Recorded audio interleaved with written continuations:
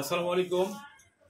আমি আজকে দশম শ্রেণীর শিক্ষার্থীদের সম্পাদ্য 7.1-এর কাজের একটা সমাধান নিয়ে আলাম।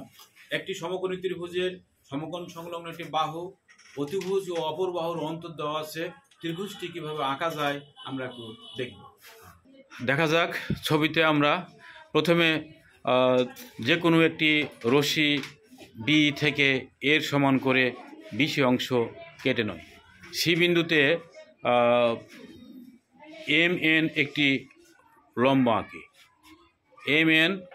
আঁকি, সিএন রেখা থেকে ডি এর সমান করে সিএন রেখা থেকে ডি এর সমান করে সিডি অংশ কাটি এবং বিডি যোগ করি।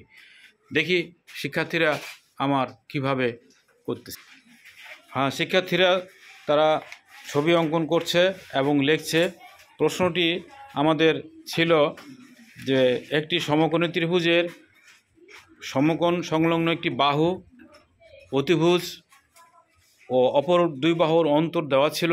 ত্রিভুজটি কিভাবে আঁকা যায় এরা চেষ্টা করছে শ্রেণীকক্ষে আঁকার জন্য। দেখা যাক এদের কতটুকু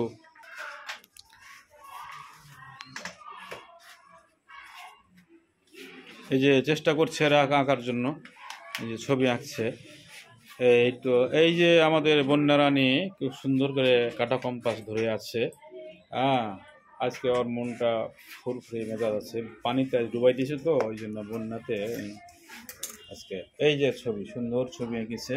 ছবিটা সবাই একটু দেখুন। ধন্যবাদ সবাইকে, অসংখ্য।